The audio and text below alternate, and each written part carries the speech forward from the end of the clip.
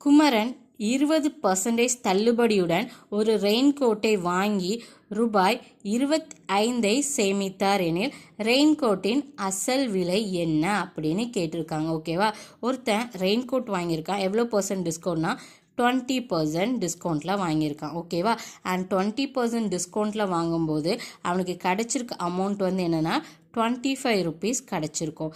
இப்போ என்ன கேட்டிருக்காங்கன்னா, இந்த ரெயின்கோட்டோட ஒரிஜினல் ப்ரைஸ் என்ன அப்படின்னு கேட்டிருக்காங்க. ஓகேவா, ஸோ நமக்கு தெரியும் 20% ஆஃப் எக்ஸ் வந்து என்னது, டோட்டல் வேல்யூ இருக்குது திரும்ப ஒரிஜினல் ப்ரைஸு, அதோட 20% தான் நமக்கு 25ன்னு தெரியுது.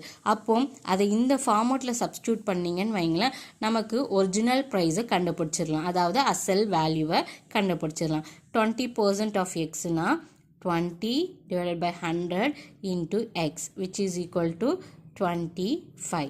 ஓகேவா, and then x equal to, அதுக்கு முன்னாடி பாருங்க இந்த 0 கட் ஆயிரும். 1 2 is 2, 5 2s are 10.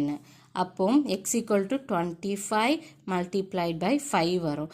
ஸோ 25 கூட 5 மல்டிப்ளை பண்ணால் நமக்கு ஆன்சர் வந்து 125 கிடைக்கும்.